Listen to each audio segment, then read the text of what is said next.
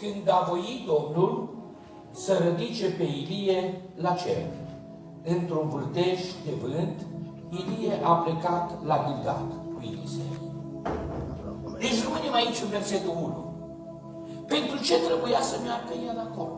Cine era Ilie? Care era planul lui Dumnezeu cu el?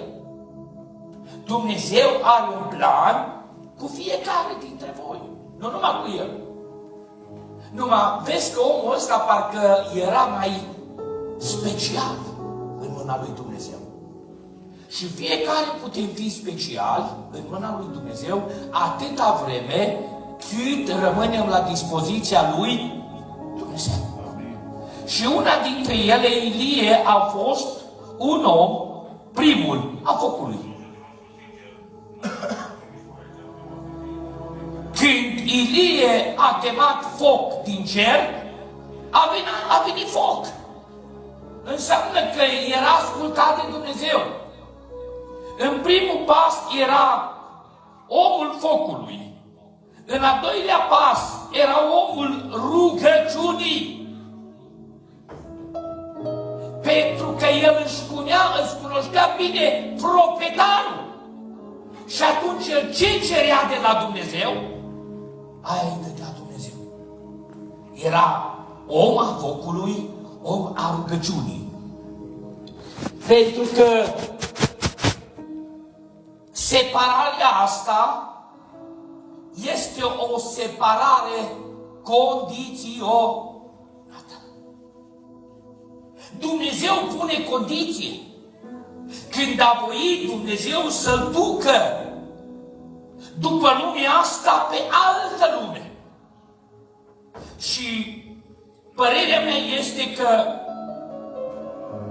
intitulat de mine, predica se cheamă Ce vei lăsa în urma ta. Cu părere de rău predic cuvântul ăsta. Ce vei lăsa în urma ta. Și în primul rând, în urma ta trebuie să legi ceva bisericii, care este pe primul plan, biserica, apoi soția și copiii. Că Ilie, când a plecat la Gilgal, trebuia să lege ceva în urma lui. Vedeți că el nu pleacă până nu pleacă la Gilgal. Și acolo la Gilgal, Biblia spune că s-a întâmplat niște lucruri mari. Primul lucru și prima poziție pe care vedem că Ilie avea o poziție foarte mare în fața lui Dumnezeu. Ca să ai o poziție mare în fața lui Dumnezeu, nu în fața oamenilor. Că în fața oamenilor niciodată nu o să fii bun. În fața oamenilor, chiar dacă pielea ți-o vinzi, în fața oamenilor tot nu mai ai valoare. Omul ăsta a făcut lucruri mari pentru Israel și totuși era urit. Era desconsiderat. Poate tu ca om înseamnă că el avea o poziție foarte înaltă, că își trebuia să reprezinte ceva înaintea lui Dumnezeu. Fiecare dintre noi reprezentăm ceva în fața lui Dumnezeu. Dar trebuia să se întâmple ceva. În urmă, când s-a coborât la Gilgal, acolo s-a întâmplat două lucruri. Puteți să mă urmăriți că în Iosua, capitolul 5, cu 2, a trebuit să se întâmple ceva. Oamenii în Iosua, capitolul 5, versetul 2, nu putea să treacă dincolo Iordanul, fiindcă tăierea în inimă nu era după voia lui Dumnezeu. Și el trebuia să coboare la Gilgal. De ce? Că acolo Iosua a tăiat poporul a doua oară în prejurul inimii. Dacă inima ta încă nu-i tăiată de Duhul Sfânt, chem prezența lui Dumnezeu să fie tăiată. Urmăriți! Tot în Iosua 5 cu 9 a trebuit să mai facă a doua lucrare. Să rădice o cara lui Israel, o cara din Egipt care o purta. Dumnezeu astăzi vrea să rădice o cara. Aleluia, Doamne! Deci primul pas o trebuit să fie tăiați împrejur. A doilea pas să ridice o cara. Ce învață Elisei de aici? Elisei învață că trebuie să coboare la Gilgat, într-un loc unde poporul a fost tăiat împrejur. Fiindcă în Iosua, capitolul 5:9, Domnul ridică o cara și Elisei înțelege că în fața lui Dumnezeu ai o inimă curată. Tu nu poți merge în fața lui Dumnezeu dacă n-ai o inimă curată. Și mai întâi, ei trece Iordanul, frate Cristi, cu o inimă curată. El putea să spună, gata, mă iau și plec. Nu. Mergem la Gilgat, că acolo a lucrat Dumnezeu. I-a tăiat la inimă, le-a făcut curățirea inimii și acum o cara pe care o primești la afară. Într-o zi, munca ta va fi răsplătită. Cum? O va ridica Dumnezeu. Aleluia. Și în fața lui Dumnezeu vei fi curat. Degeaba pietrele vin din toate părțile. Și mai ales la păstori. Niciun păstor în fața oamenilor nu-i bun. În versetul 2, Ilie a zis lui Elisei, rămâi aici, te rog, căci Domnul mă trimite până la Betel. Elisei a răspuns, viu este Domnul și viu este sufletul meu, că nu te voi părăsi. Și observăm bine că partea a doua, Geneza 28:19, s-a întâmplat ceva.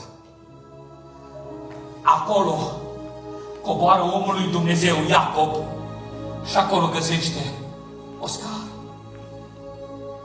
Scara coboară de sus în jos. De sus în jos. Îngerii cobora și se urca. În momentul scării, de aici din biserică, să alegi plecarea ta pe cine vrei să slujești. Pe Dumnezeu sau pe oameni. Când ajunge Iacob acolo, își ridică ochii în sus și zice, Doamne, chidă-mi fricoșat, este locul acesta. Și eu n-am știut. Zice, aici este scara pe care Dumnezeu o pregătește, biserica, pas cu pas, să ajungem la mântuire. La Betel a pregătit drumul care duce la mântuire. De dimineață când s-a sculat, a luat o piatră și piatra care s-a pus-o la cap a turnat un lemn și a dat numele Betel, adică casa lui. Întrebarea mea, știi de ce a pus piatra la cap? Fiindcă cunoștea că în Efeseni, capitolul 6, versetul 11, spune, noi n-avem de luptat contra cărnii și sângelui, că avem de luptat contra duhurilor. Și mai întâi, prima lucru, o zis, să avem coiful. Piatra reprezenta pe Domnul Iisus Hristos. Și el ia coiful pe Domnul Iisus, îl pune pe cap ca să fie conducător și călăuzitor lui în tot drumul care trebuia să-l facă. De multe ori, noi nu mai îl punem pe Hristos cap, că lăsăm în spate și mergem noi capul. Ce vede Elisei aici? Elisei vede că în urma locului stă niște lucruri la Betel pe care el trebuia să le înțeleagă, că acolo era casa lui Dumnezeu. În casa lui Dumnezeu, dragul meu, nu vii cum vrei tu. Nu vii cum vrei tu. Și-o înțeles din primul lucru, că Iosua i-a tăiat în inimă. casa lui Dumnezeu trebuie să vii cu o inimă sfântă, dreaptă și curată, ca Dumnezeu să-ți vorbească și să se prezinte în casa lui Betel. Aia înțelege Elisei, că el trebuia să se prezinte cu o inimă curată, cu o vorbire, prin rugăciune, laudă a lui Dumnezeu. Rugăciunile de aici ajunge la tronul de milă cu condiția că rugăciunea este cu o inimă curată. Cântarea de laudă ajunge la tronul de milă prin cântarea transmisă de Duhul Sfânt. Ce înțelege Elisei? Elisei înțelege că fără o inimă curată nu poți să te apropii. Și dacă observăm în Ioan capitolul 4, versetul 23, spune așa: Tatăl meu dorește închinători, cum? În Duh. Și dacă n-ai inima curată, cum o primește? Și o zis: Tatăl meu primește rugăciunea în Duh și atunci ne trebuie inima curată. El înțelege că rugăciunea trebuie adusă în Duh și în adevăr, în condiția când inimile noastre sunt curate. Și în urmă, ce vei lăsa în urma ta? Ăsta dovedește ceva. Că nu pleacă și îl lasă pe Elisei așa cu mâinile în buzunar. Sau putea Elisei să spună: mă, du-te odată și las că rămân eu. Știi metoda de astăzi, frate Cristi? Dacă îi spui la un frate, deacon, prezbiter: mă, rămâi tu aici, că eu mă duc în România. Doamne, mulțumesc că m-ai scăpat de el. Mulțumesc, Doamne, că m-ai scăpat, că știu eu să fac lucrarea. Dar omul ăsta ce nu? Nu se poate. Dar aici înțelege că trebuia 3 lucruri. Una, trebuia ca să se înfățișeze în fața lui Dumnezeu cu o inimă adevărată, un om devotat pentru Dumnezeu lasă în urma lui 3 lucruri. Și primul lucru, frate, de nu știi care lasă? Uite, pace. În urma lui lasă pace, în urma lui lasă binecuvântare, în urma lui lasă oameni care trăiește în adevăr. Mai poți să legi asta în urma ta? La Betel l-a lăsat asta. Pace, unitate și binecuvântare. De ce? Că acolo Dumnezeu l-a transformat. Când Dumnezeu se coboară în adunare și știi că aici e scala cerului, tu nu poți să pleci împărțit. Ce legi în urma ta?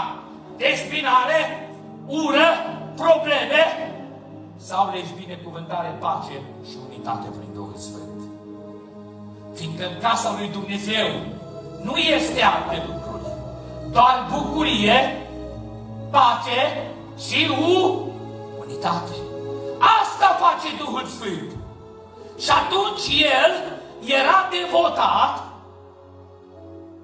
că s-a întâlnit cu cineva.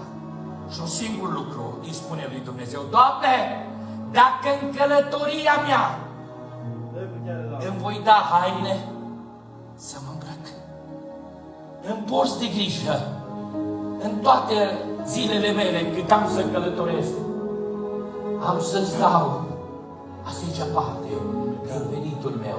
Mai facem noi asta? Nu, niciodată. Niciodată. Dacă Iacob, că era patriarhul lui Dumnezeu, a promis că face asta pentru Dumnezeu, noi nu mai putem face. Noi nu mai putem face.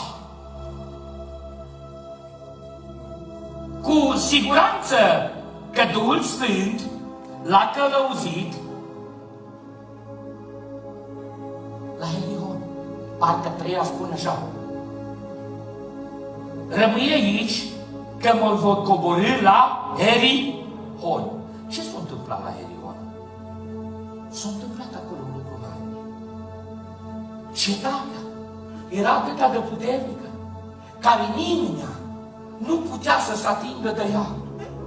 Un zid a unui cetăți avea cel puțin 15 metri lățime și 30 lungime. Și Domnul îi spune, în fiecare zi se conjuri cetatea și a 7-a zi se strângi ceva. Aleluia!